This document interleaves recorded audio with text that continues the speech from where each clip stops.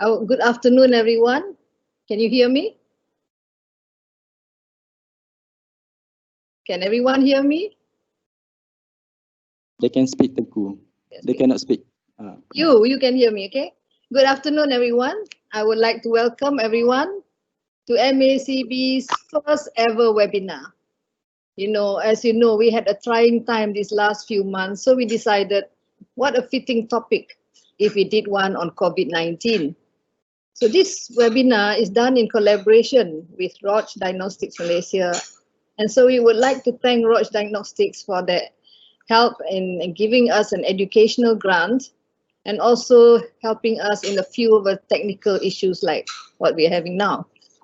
So the title of this webinar is The Role of the Laboratory in the Battle Against COVID-19. This webinar will focus on the experiences of Malaysian laboratories involved in the testing of COVID-19 patients. So without further ado, I would like to introduce the first speaker. We have changed the program a little bit, okay? So the first speaker will be Dr. Donal Huda Nasril from the National Public Health Laboratory in Sungai, Buloh, Malaysia. She's a clinical microbiologist in the disease division of the National Health Laboratory, and her interests include clinical microbiology and diagnostic virology and molecular and transplant virology. So without further ado, I will invite her to speak on serology testing for COVID-19. Dr. Huda.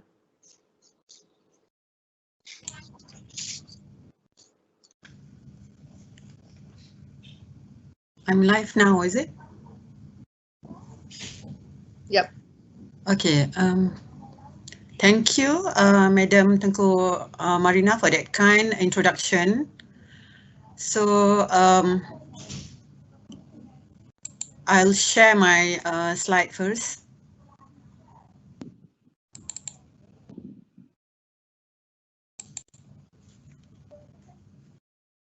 Okay. The topic of my presentation today is serology testing for COVID-19.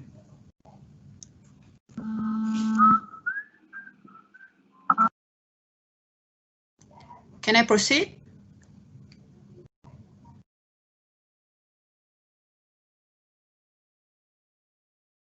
Yes, should be okay. Okay. Go ahead. This is my topic for today, serology testing for COVID-19. And this is the outlines of my presentation. I will talk a bit on the introduction, COVID-19, background, the COVID-19 serology testing, sensitivity, specificity,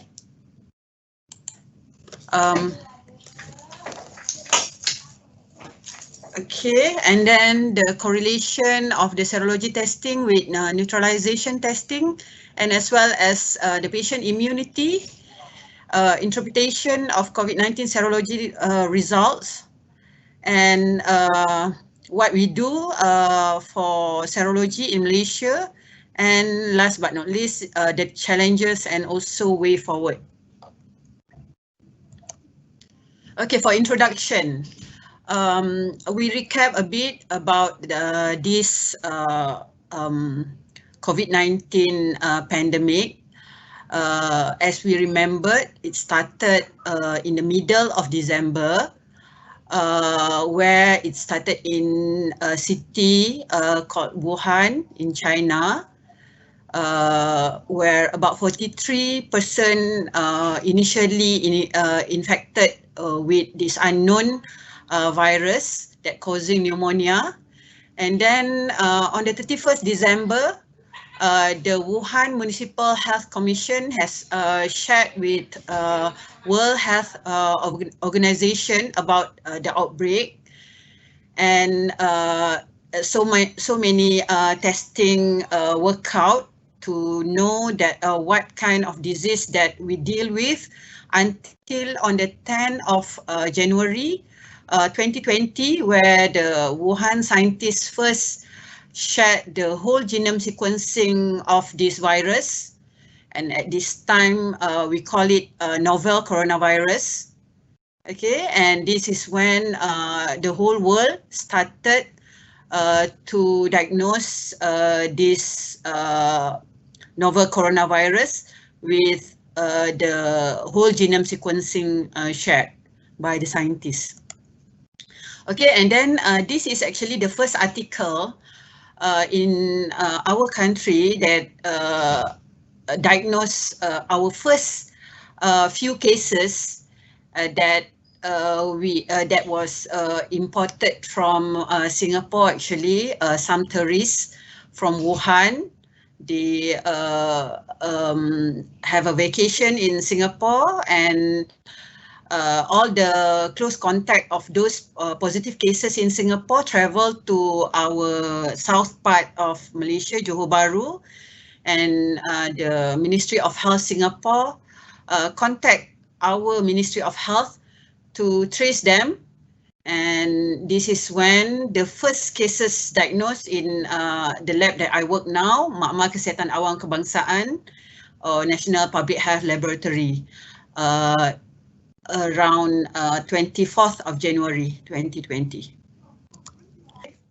So this slide showing the current situation where the cases of coronavirus now is already 23 million all over the world, and the death is already 812,000.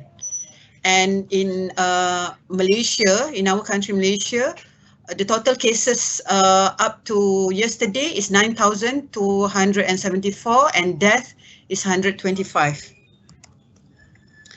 Okay, and I'll share a little bit on the coronaviruses. This is just to recap back.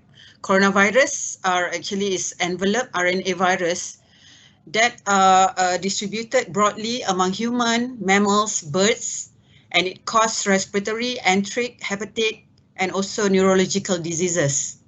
Okay, as you can see from the top chart over there is the classification of the coronaviruses, and the SARS-CoV-2 is actually under the group of genus beta coronavirus.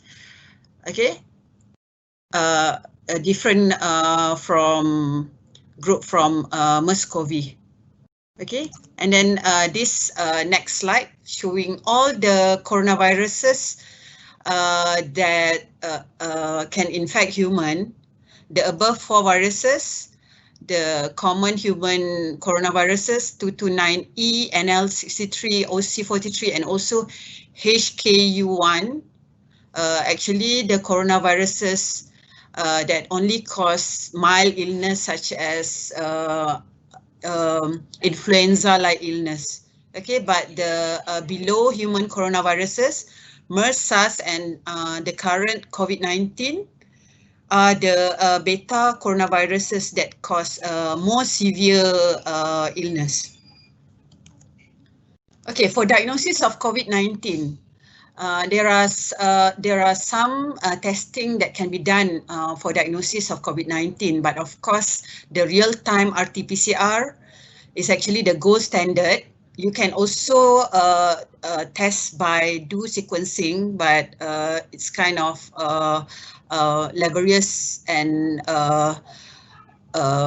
time-consuming. Okay, and then the other testing methods are virus isolation, electron microscope, and also serological testing. For gold standard of COVID-19, the RT-PCR, which detects the presence of the virus RNA, and this is the gold standard by World Health Organization. It has high sensitivity and specificity, but the sensitivity actually decreases over time from the onset of the symptom, and it can also be affected by the quality of the sample collection. Okay, and it can actually only diagnose the current infection, but it cannot indicate whether someone has previously infected with SARS-CoV. Okay, and this is what WHO tells about serological testing. This one is adapted from the interim laboratory guideline, WHO, where it stated that serological survey can aid the investigation of ongoing outbreak and also be the assessment for retrospective attack rate or extent of an outbreak. And in case where the nucleic acid testing are negative, but there is strong EPID link, the PET serum can be used for supporting the diagnosis. But bear in mind, for serology testing, also there are cross-reactivity to the other coronaviruses that I mentioned in the earlier slides. Okay, this is just recall of the serology testing. It's actually the blood-based test that can be used to diagnose whether people have been exposed to any particular pathogen.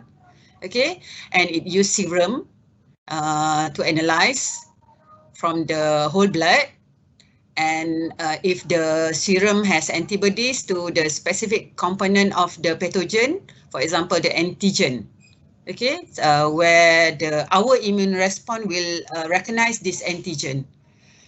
And in viral infection also, it can be used to see whether the patient has immune response to a pathogen. And it can also be aid for diagnosis of any disease. Okay, for COVID-19 serology assay is kind of different from the other viruses. It can detect the host antibody response to COVID-19, where it detects the immunoglobulin A, M, G, or total antibody. Okay, there are some evaluations done independently from many manufacturers, and many studies also shows that the sensitivity and specificity from these tests actually range broadly from 0% to 100%. Okay, and then correlation between COVID-19 serology assay and neutralization assay also varies. Okay, and the correlation with patient immunity, whether they can protect the individual from the next infection, is not known currently and need further study. So far, the confirmed part of this serology assay only determine the past exposure to COVID-19, and to interpret the result, caution need to be taken. Okay, currently all over the world, actually there is more than 200 commercial serological testing already available. So I will resume my presentation. I'm sorry for the problem, the technical problem occurred. Okay, so this slide showing there are currently about more than 200 commercial serological testing available, and the test can be immunoassay, which can be manual or automated, or rapid diagnostic test or POCT. The examples are EIA, CLIA, gold immunochromatographic assay, and also lateral flow immunoassay. And there are also neutralization assay, which detects the functional neutralizing antibodies, but not used routinely for clinical testing. And the picture showing here are examples of the testing tools. On the right top, the EIA. On the left, the rapid testing kit. And down there, on the right down, is the ELISA. Okay, for the antibody isotopes, the COVID-19 serology tests have been designed to detect a variety of antibody isotypes, which are present at a different time of during infection. It can be IgM, IgG, and IgA. And the picture here showing when those antibodies produce. For example, IgM that produce around first week of infection, but it disappears during the third week of infection. Excuse me, Dr. As well Huda. as the IgA. Tak nampak lah, Dr. Huda. Can you change the slides? I mean, the slides are not changing. Where am I now? Okay, can you see the slide now? It's showing a graph there. Yeah. Antibody isotopes. Okay. All right. So the antibody isotopes, for example, IgM, IgG, and also IgA. As you can see from the picture there, it shows when the IgM, IgG, or the IgA produce. Which IgM produced during the first week of infection, around day 7, and disappears during the third week of infection, onset of infection. And IgA actually is about the same of IgM, but IgG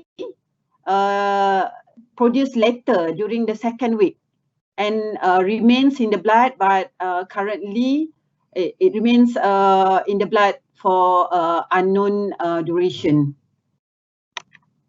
Okay, this is pictures of just recall of the antibody, IgG, IgM, and also IgA.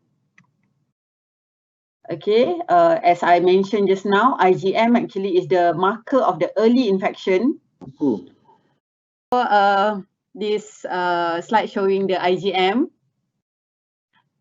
For those who has been lost to my presentation, just now I show all the antibody that can be produced, and then this is IgM that is the marker of early infection. It can be detected in the first week of infection and peak at 12 days, and usually can be detected until the day 32 or lesser than that.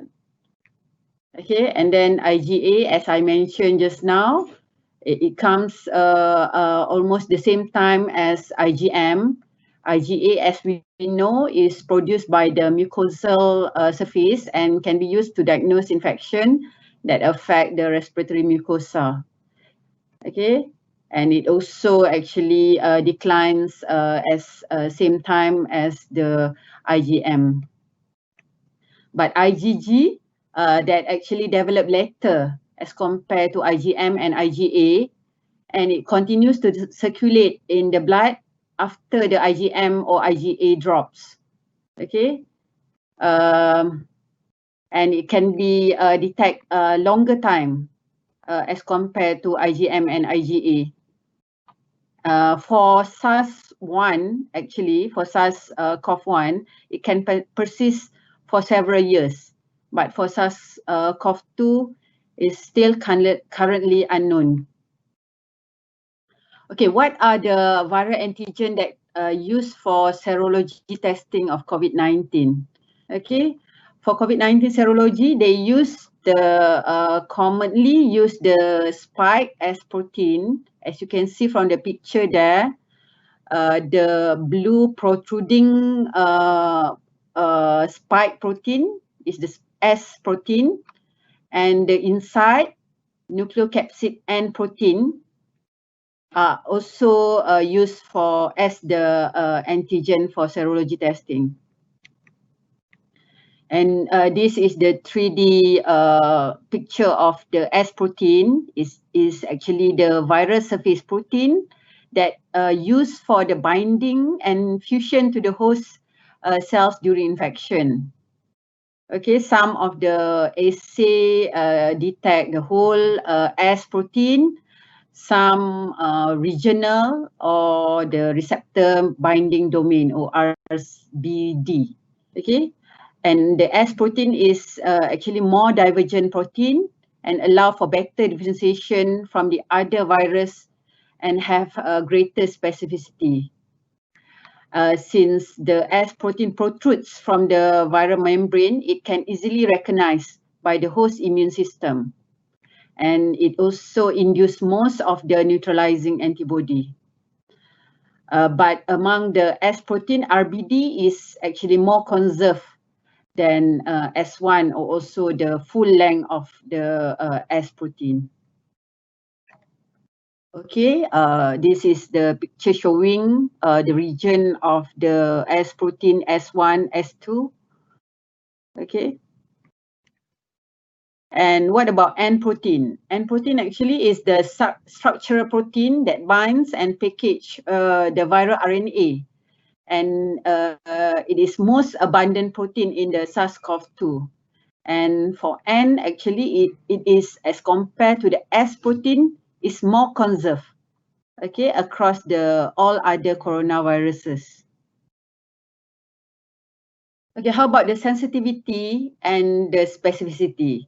For sensitivity, it range from 0% to up to 100% for both IgM, IgG, or some of the testing assay use the total IgG or total IgM and IgG. Okay, and the determinants for the sensitivity actually includes the testing factors and also patient factors. I will explain on this. For the test-related factors, the lab-based test, means the assay, actually has a higher sensitivity as compared to the point of care testing. Okay, and the sensitivity is also varies, depends on which antigen do you use. It's either the N, the S, or the other parts. Okay, and the sensitivity also will be depend on the laboratory cut-off that being set to the from the manufacturer. And the lower cut-off definitely will increase the sensitivity, but can expand the specificity. Okay, for commercial kits, the cut-off usually will be set by the manufacturer. Okay, how about the patient factors? Patient factors is depends on onset of the symptom. When do you take the samples, the serum samples? Okay, and some patients actually do not develop antibodies. Okay, this has some papers has shown this proof for some patient that not even develop the antibody or develop maybe low, very low that can't be detected by the assay. And severity of infection also be the factor for the patient, where the mild infection usually will generate less antibody as compared with the severe infection. And it also, the study shows from the Wu et al., the study shows that middle age and older individual actually had higher COVID-19 titer as compared to younger individual. But some of the factors actually not significant or not known, such as comorbidity of patient, the patient with immunocompromised state, and also medication. Okay, how about the specificity? It also range like sensitivity. This is from 6.9% to 100% for IgM and 0 to 100% for IgG. Some of the commercial assay actually exhibit very excellent specificity. And it also determines by the test factor and also patient factors. For the test factor, for antigen use is one of the factor. For SARS-CoV-2, and protein actually is almost 90% similar to the SARS-CoV-1. And the SARS-CoV-2 S1 region of S protein also similar, about 90% to the SARS-CoV-1. So this will affect the specificity of the testing. Okay, and it is also a study done by Ma et al. Shows that specificity of IgM and IgA based testing for COVID-19 may be lower than IgG. So this is why we can see that most of the commercial kits prefer to test IgG as compared to IgM and IgA. Okay, the test-related factor, the assay cutoff, as I mentioned just now, it depends and will be set by the manufacturer. And also there are cross-reactivity with the other coronavirus in some assay and some kits. For example, for SARS, MERS, the seasonal human coronavirus, okay? And over 90% of adult, over than 50% of age actually already have antibody to seasonal coronavirus. So this might give result of false positive. Okay, and patient factor, for example, rheumatoid factor, heterophile antibody can also cross-react and give a false positive result. Okay, now we talk about neutralization assay. This is one of the serology assay as well. It is actually a gold standard method to measure the functional humoral antibody, and it provides a relative measure of the quantity of antibody present. As you can see from the right picture up there is the PRNT testing, cloud reduction neutralization test. Okay, and the other example testing is microneutralization assay. But actually not every antibody produced during the immune response can be neutralized by virus.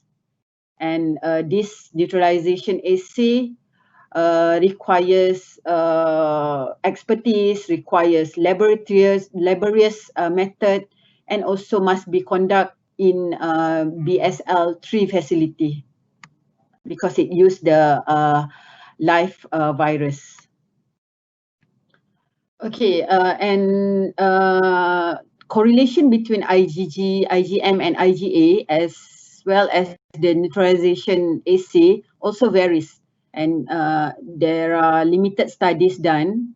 There are some factors that affect this, which are the different testing method performs, the antigen use, the cut-off use, and as well as the onset of the sample taken, okay, timing of the sample taken.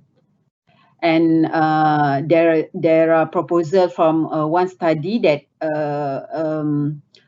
proposed that in general IgG and IgA actually contribute more to neutralizing immunity as compared to IgM. Okay, this slide showing the correlation between serology testing with immunity. So does it mean that if you have antibody, you are immune to the virus? Okay, you can't get the infection. Actually, in the other pathogen, okay, for example, in chickenpox and some other pathogen, IgG antibody levels often create immunity against that particular pathogens. But for COVID-19, so far it is not known. Okay, and it is also not known whether the threshold immunity determine the duration of protection of the infection. Okay. And current data suggests that humoral antibody immune does not or its own determine the immune to COVID-19. Okay, so there's all these studies actually shows that there's no correlation between presence of antibody and also the immunity, and more study need to be done for this. Okay, this is actually taken from last 2 days article that this article shows that the first case of COVID-19 reinfection reported by researcher in Hong Kong, where this particular patient has been reinfected by the virus after 4.5 months having the first infection. So this is one of the proof that your exposure to the virus won't protect you to get the reinfection. Okay, the interpretation of COVID-19 serological testing also need to be done with caution, okay? Because if the serology test is positive, it does not necessarily indicate that a patient is immune to COVID-19. And how to interpret the result?